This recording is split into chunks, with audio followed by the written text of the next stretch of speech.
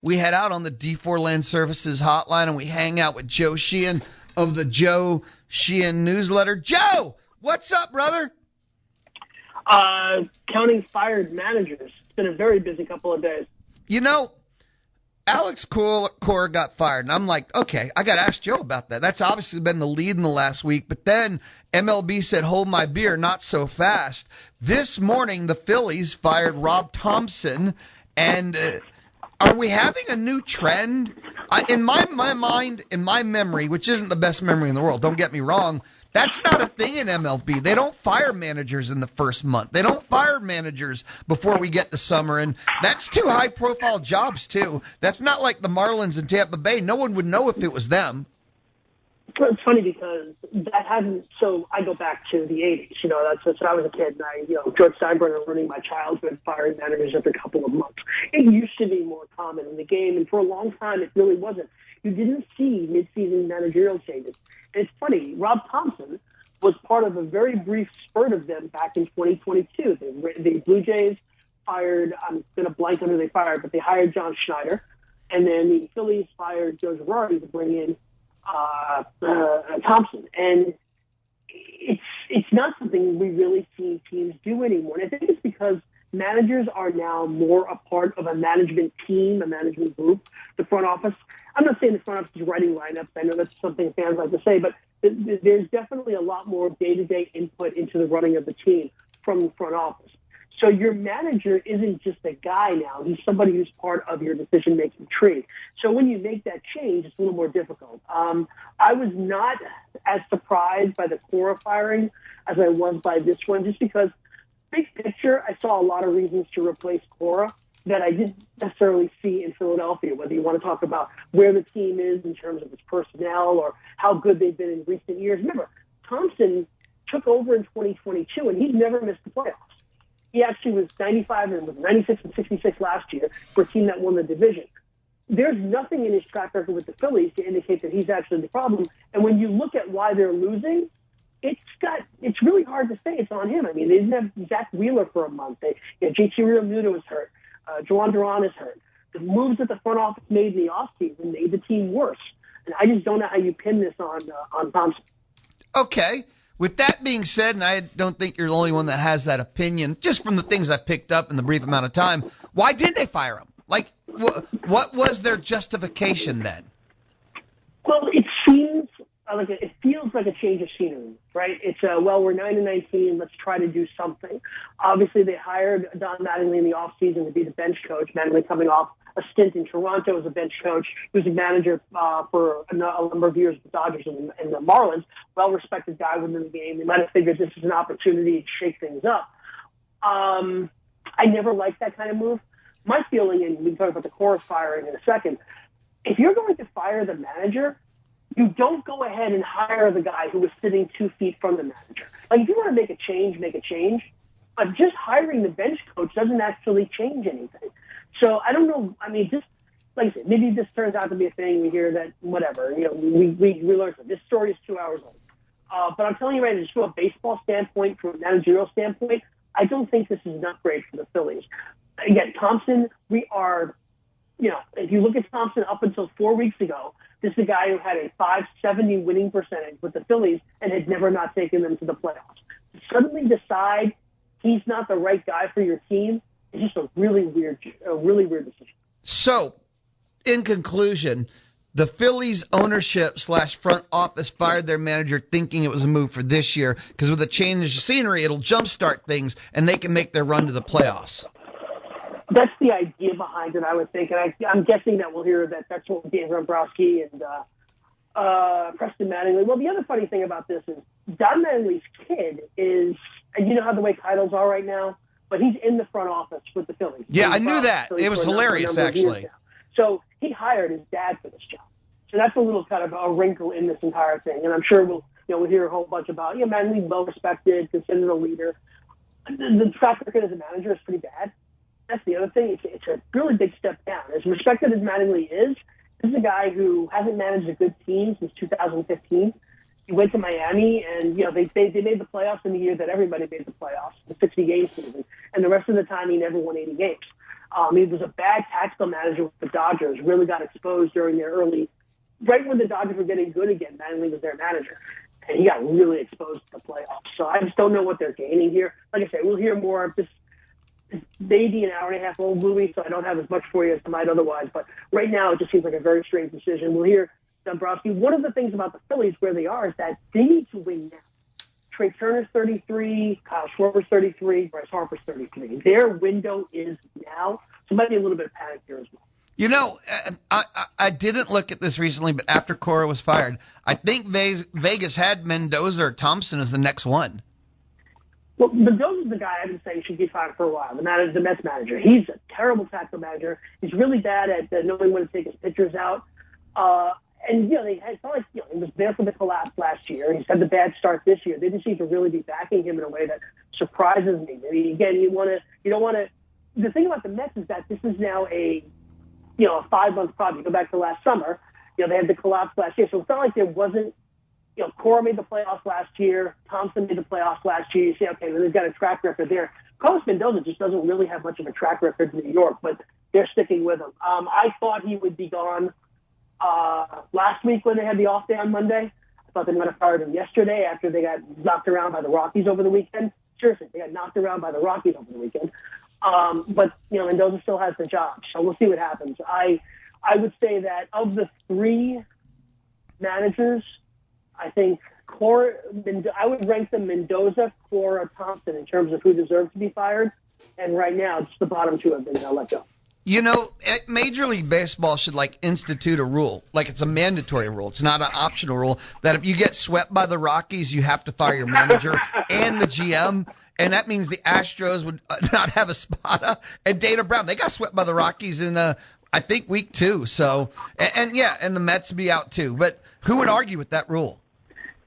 It would be a pretty good baseline. The Mets scored 1 run in a doubleheader on Sunday against the Rockies. That's kind of like, okay, maybe it's time to let go. The Red Sox situation is more interesting, just to move to that. They didn't do the let's, keep the bench coach. They fired Cora and about 4 coaches. Most of them focused on the offense. A couple of hitting coaches and Jason Varitek got let go. He had some long, elaborate titles.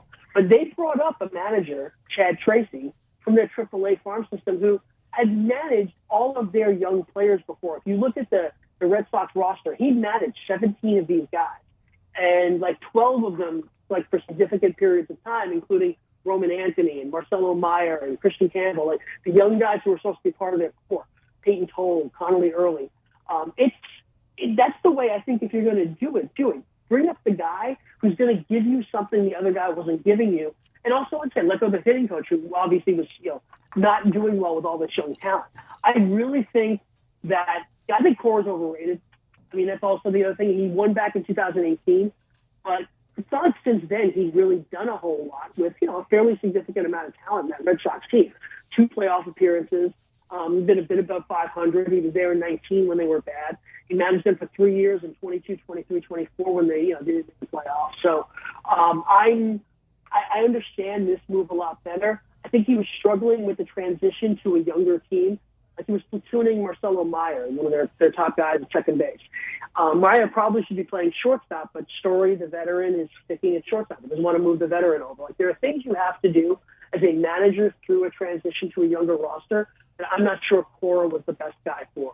I expect Tracy to be a better manager for this Red Sox team going forward. Yeah, the Alex Cora thing. And, okay, you said deserved and all.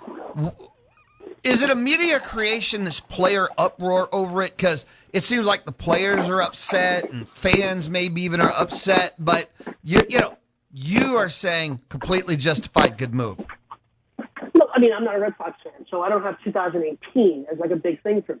But Cora stepped in his first year running the team, and they won the World Series. And that's going to buy you an awful lot of bad. Remember, Cora was suspended after the Astros investigation. He was a coach with the Astros in 17. Got hired as the Red Sox manager after the investigation, was suspended for the 2020 season, and the Red Sox rehired him after that. So he's actually gone through a lot here. And I think because he wasn't associated with that 2020 team, which was really bad, that helped him. They made the playoffs in 21. So, we were in last place last year, and we brought you back, and you made the playoffs. So there are a lot of reasons why the fans are very loyal to Cora. I think we heard some of the player upgrade. The thing about the players, it was mostly, Garrett Whitlock is a 30-year-old reliever. Trevor Story is a 33-year-old shortstop, but who's basically plays 80 games a year and doesn't hit. Like, if you look at Story's track record with the Red Sox, I don't care what your opinion is. He had a bounce back year last year. This year, he's not hitting at all. He's losing right now. He's a veteran, but he's not good.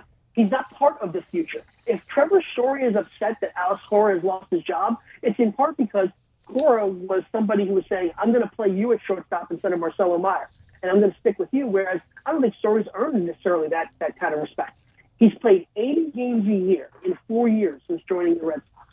That's just not, saying, what has he made, $87 million in those 4 years? I don't really care what Trevor Story thinks. I care what Roman Anthony thinks. I care what Marcelo Meyer thinks. I care what Peyton Toll thinks. These guys are the future of the Red Sox. Something that made me nervous was I feel like there's a certain portion of the Astro, I don't know if it's fan base or media base, that's ready for Espada to go. I'm very neutral in the context of he's had nothing to work. We talked about this, but so I kind of don't necessarily want him to go. I think Crane needs to go first because nothing will make sense until he's changed, but that's another different conversation. And now that Cora is on the market, there's a certain percentage of Astro fans / media that are like, oh, well, with Alex Cora available, now you have to get rid of Espada. Yeah, Bob Nightingale is reporting that Cora was offered the Phillies job. Wow. In the 48 hours since he was fired. I believe that. I just think that also would have been an overreaction. And I think that Cora's going to be popular. Supposedly he just wants to take the rest of the year off and to hang out with his family, and that's fine. He'll have his choice of jobs. He's very well respected in the game. I don't know if I want the Astros job right now. We've talked about this. The Astros are about to go into kind of a very awkward period. I don't think that's a very good job at all, especially when you consider the fact that Crane is more of a meddler than a lot of other owners have been, and more even than Crane was in his first 10 years owning the team.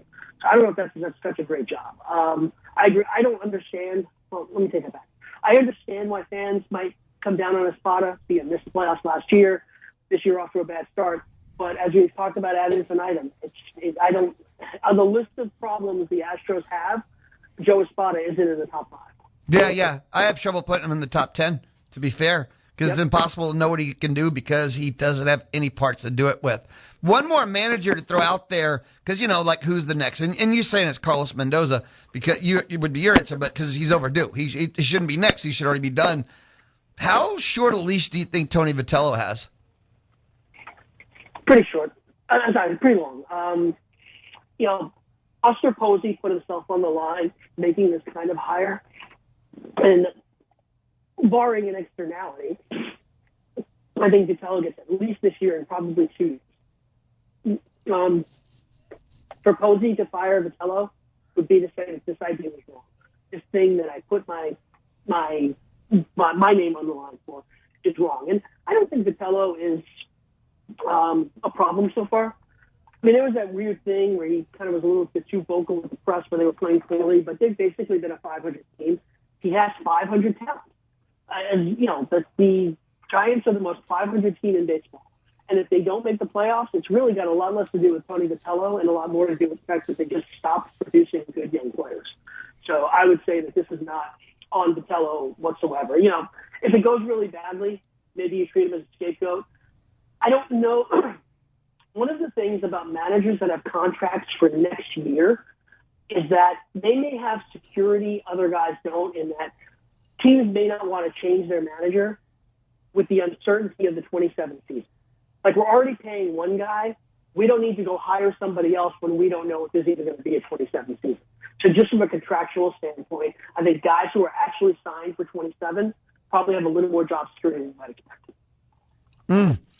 That whole, at some point, we got all summer, right? There'll be a little day. We need to talk about this whole potential no-year season, but that's for the summer. Joe, quick timeout, come back. We've reached the end of the first month, and I need to find out what you think is real at the end of the first month. You know how that goes. We just got to kind of recap the first month. Yep, sounds good. Joe Sheehan of the Joe Sheehan newsletter joined us on the D4 Land Services hotline. It's a Tuesday thing here on the Louie Bellina Show. D4 Land Services. The name land is kind of in the title. So if you need your land fixed up, you need your land cleared, you need your land excavated, the hint was right there, man. Go to d4landservices.com. d4landservices.com. All right, listen up, class. The Money Machine is open now. No. Make sure to enter each week. Everyone comes out a winner. At zone1150.com or through the Zone newsletter to win $5,000. The Louie Bellina Show, presented by CC Electric. Built on faith, family, and community, CC Electric. Residential, commercial, and industrial services. Well, it's what they do at CC Electric. Joined again, Joe Sheehan Newsletter. Joe, why don't you tell the universe what in the wide, wide world of sports is a Joe Sheehan Newsletter? Uh-oh, I think he muted himself. Or maybe he walked into the street. Joe, are you there, brother? He muted himself. I think I had like a 30-show streak of not doing that on a break. I know. It was one of, they talk about DiMaggio. They talk about, all the great streaks. That was one of the greatest, but it's gone now. A moment, please. I was putting dishes away. I didn't want you to have to hear it. The Joe Sheehan newsletter is a great place to read about baseball. If you enjoy this conversation with Louie, I think you'll enjoy the newsletter. You can check out joesheehan.com, JoeSheehan.com for all kinds of information, excerpts, free pieces, subscription information. It is a subscription-based newsletter. It does cost money.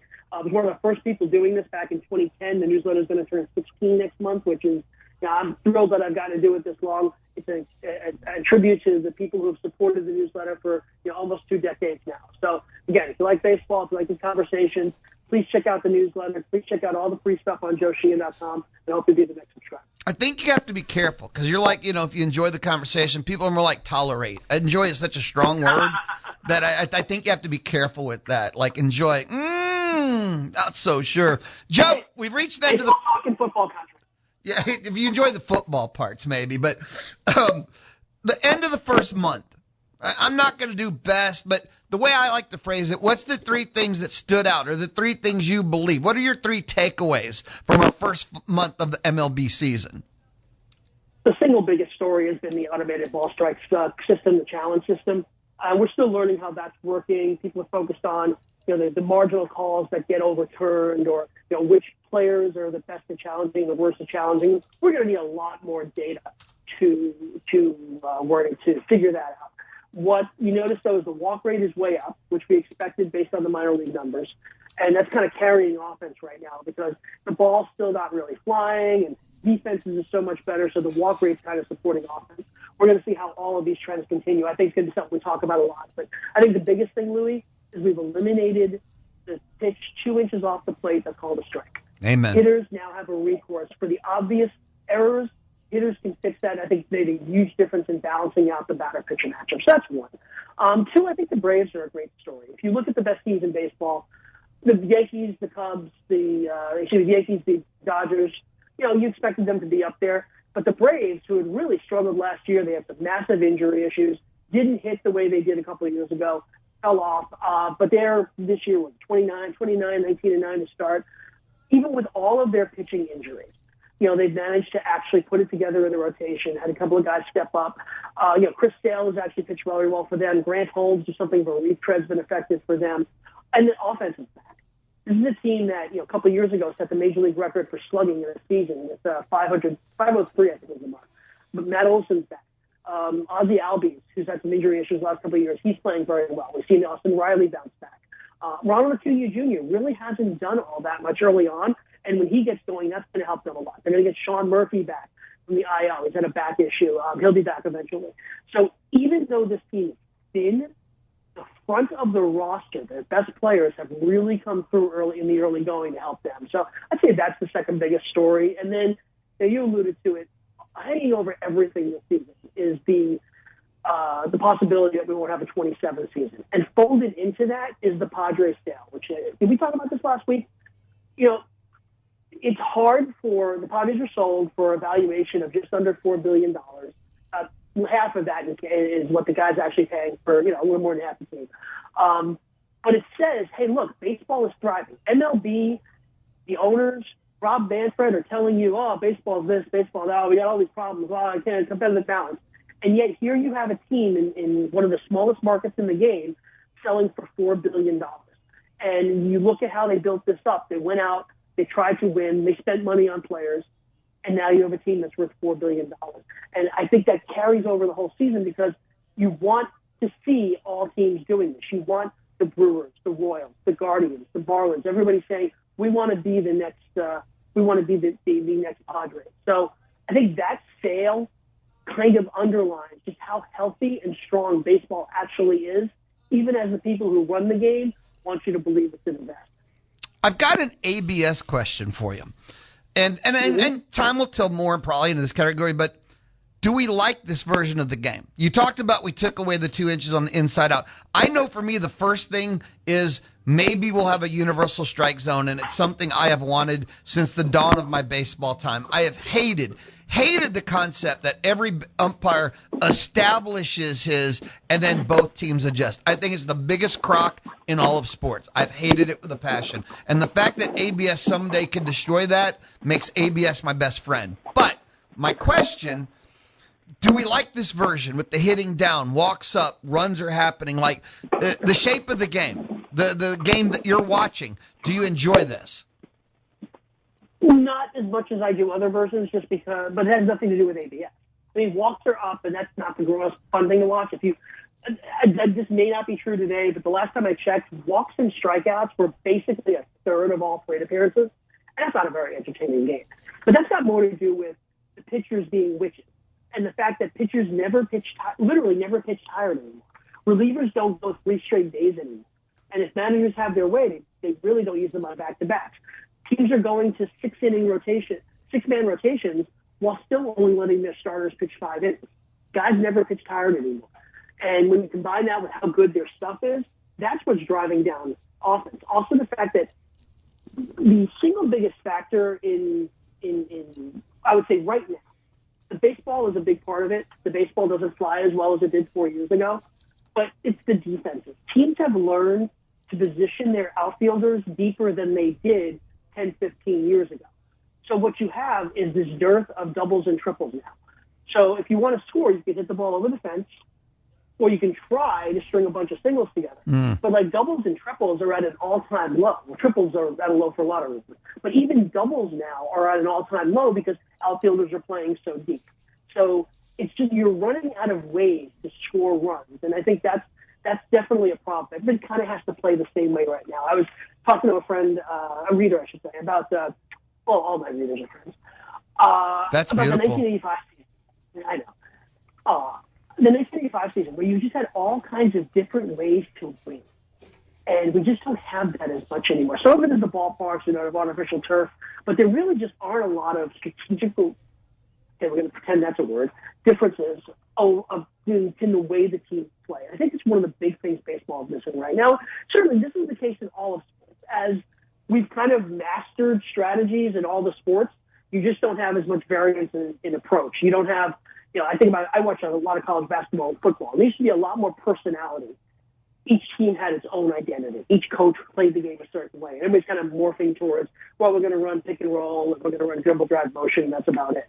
Baseball's kind of the same way right now. Everybody runs their starter out there for 5 1/3 innings, and then uses 3 relievers to get to the end. And everybody's trying to miss bats, and everybody's playing their defenses back. And look, I'm part of the problem. Me and the stat heads, we definitely push the game in a certain direction. But for me, I think the single biggest factor is still going to be the pitching. So until the batter-pitcher matchup is a little more fair, which I hope ABS will lead us towards, it's going to be very hard to get more variance in strategy. In month number 1, was Yordan Alvarez the best hitter in MLB? There's a mathematical answer to that question, but I'm 10 feet away from my laptop right now. So just say yes. Go with it, man. Yeah. I'll just say yes. He probably was. I know he's still hitting 338. He was hitting like 370 for a while. I was hitting like 338. I want to say he leads the league in walks. And of course, we know he has a great power. So yeah, he probably was the best hitter. It's fun because, we didn't have him last year. What did he play? 35 games last year. And there aren't even great comps. I don't want to compare to Bonds. That's not fair. But you think about like the great left-handed hitters of this era, David Ortiz, guys who are just both, they combine selectivity with bat to ball with power.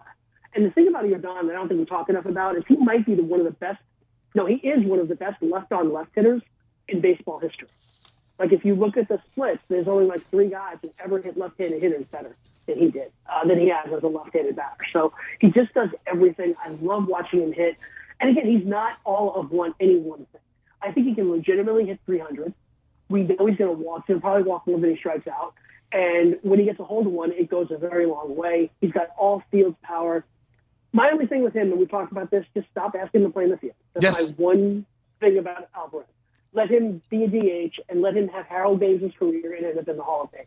But I just, I know I'm talking more about the aesthetics, I guess, than the actual numbers, but I just love watching him. He leads all players in batting average, on-base percentage, slugging percentage, and he's second in the league in home runs.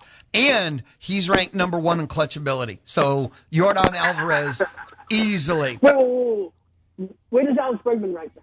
Well, since he's not an Astro, he dropped 4 spots. So, and it's not the playoffs yet. If we were in the playoffs, I'd have to do my playoff rankings, but we have time. If you could only have one, would you take Jose Soriano or Paul Skeens? Skeens. Obviously. You sure? Soriano's a great story. Great story. Power ground ball. Kind of a guy he doesn't strike out as many guys, but you just can't get the ball up in the air again. I'm talking about like a 65% ground ball rate. Really fun to watch. Reminds me a little bit approach of Kevin Apier. If you remember Kevin Apier from the 90s, of course, just so hard hitting for power. And I just, obviously he's not going to have a 0 point whatever ERA all year, but sometimes singles are going to eventually slip through. But for a team that hasn't developed a lot of its own pitching, this is a real big win for the Angels. I'll just say this: the April Cy Young Award does go to Jose Soriano, though, right?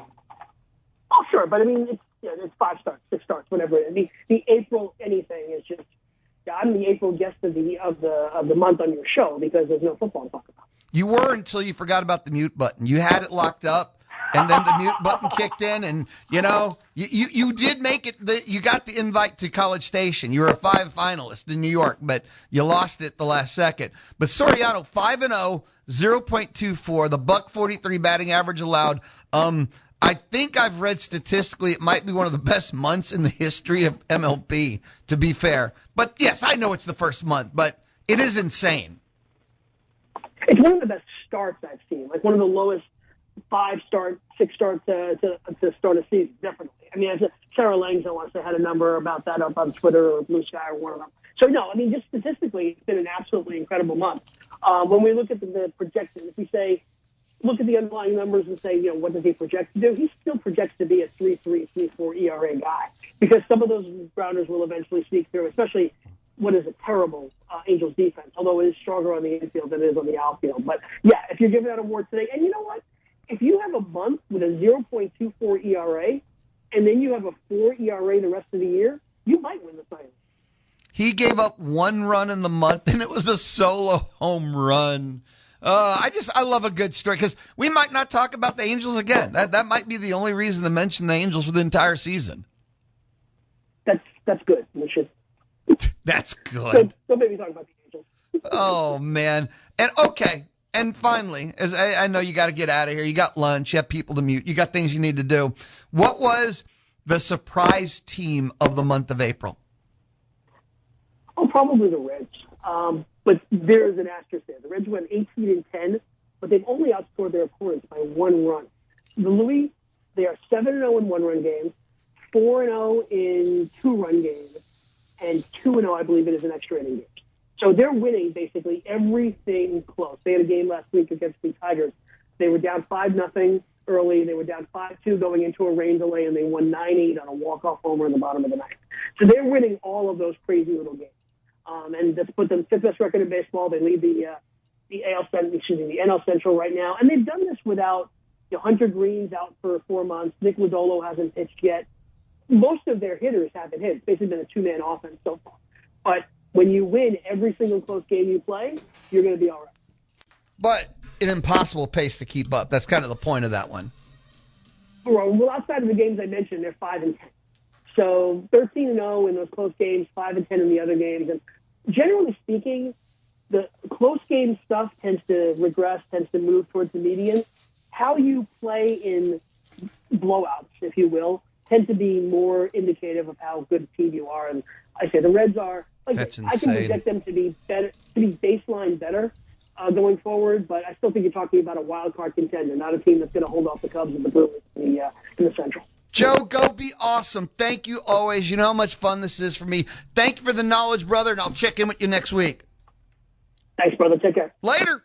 Joe Sheehan of the Joe Sheehan newsletter hangs out with us on the D4 Land Services hotline. It is, well, a Tuesday thing. We talk all things MLB, talking about the managerial firings so early, and kind of some takes on the first month of the season. If you ever need forestry, mulching, pond construction, a metal building, d4landservices.com. Land clearing, land excavation, land fixed up, d4landservices.com. We'll be right back. It's the Louie Bellina Show, Tuesday on The Zone.